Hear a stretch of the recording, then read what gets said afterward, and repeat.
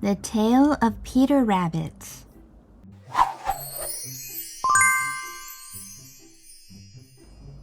Once upon a time, there were 4 little rabbits, and their names were Flopsy, Mopsy, Cottontail, and Peter.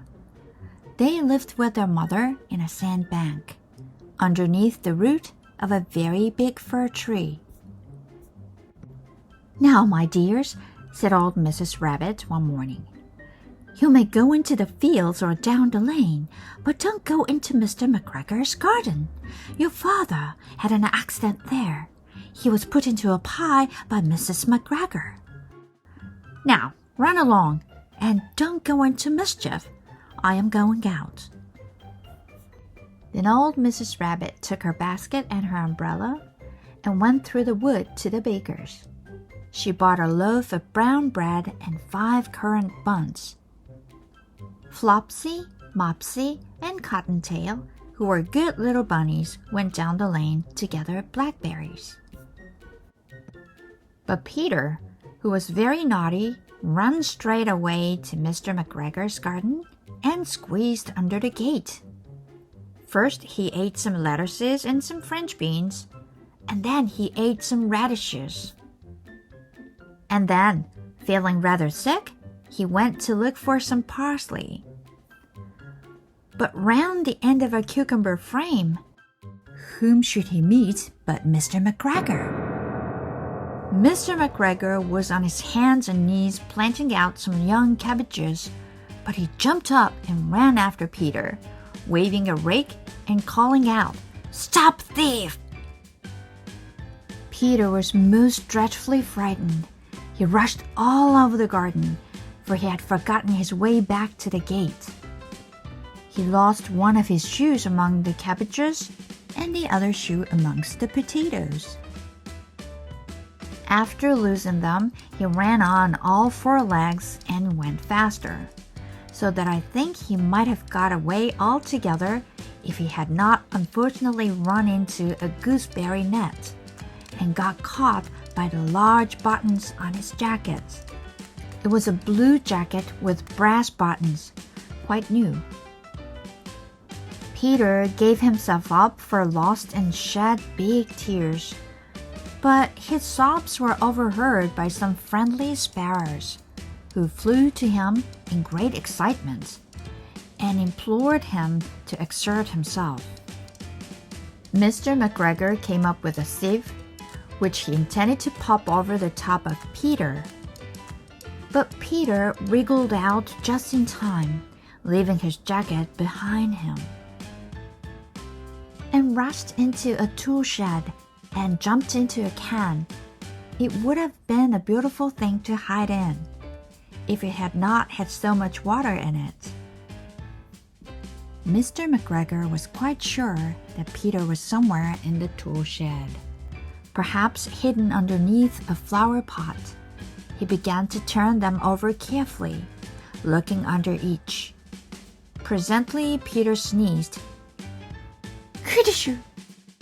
Mr. McGregor was after him in no time, and tried to put his foot upon Peter, who jumped out of a window, upsetting 3 plants. The window was too small for Mr. McGregor, and he was tired of running after Peter. He went back to his work. Peter sat down to rest. He was out of breath and trembling with fright, and he had not the least idea which way to go. Also, he was very damp with sitting in that can. After a time, he began to wander about, going libbity-libbity, not very fast, and looking all around.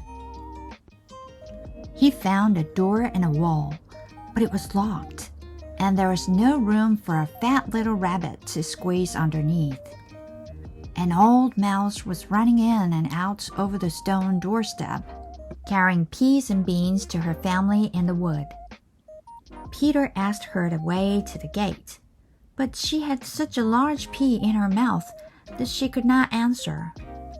She only shook her head at him. Peter began to cry. Then he tried to find his way straight across the garden, but he became more and more puzzled. Presently, he came to a pond where Mr. McGregor filled with water cans. A white cat was staring at some goldfish. She sat very, very still, but now and then the tip of her tail twitched as if it were alive. Peter thought it best to go away without speaking to her. He had heard about cats from his cousin, little Benjamin Bunny. He went back towards the tool shed, but suddenly, quite close to him, he heard the noise of the hoe. Scratch, scratch, scratch, scratch. Peter scattered underneath the bushes, but presently, as nothing happened, he came out and climbed upon the wheelbarrow and peeped over. The first thing he saw was Mr. McGregor's hoeing onions. His back was turned towards Peter, and beyond him was the gate. Peter got down very quietly off the wheelbarrow and started running as fast as he could go, along a straight walk behind some blackcurrant bushes. Mr. McGregor caught sight of him at the corner, but Peter did not care. He slipped underneath the gate and was safe at last in the wood outside the garden. Mr. McGregor hung up the little jacket and the shoes for a scarecrow to frighten the blackbirds. Peter never stopped running or looked behind him till he got home to the big fir tree. He was so tired that he flopped down upon a nice soft sand on the floor of the rabbit hole and shut his eyes. His mother was busy cooking.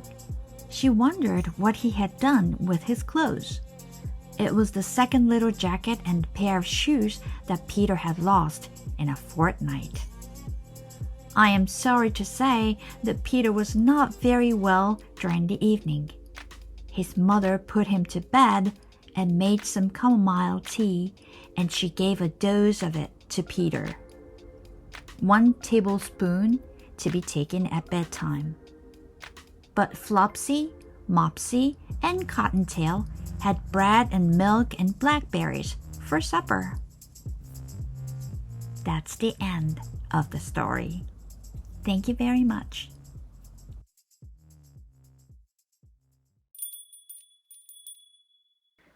今回も最後までご視聴いただきましてありがとうございました。Thank you so much for watching. 今回のことが皆さんの学習のきっかけになれば嬉しいななんて思っています。Hope you'll have another wonderful week. So take care. See you next. Bye.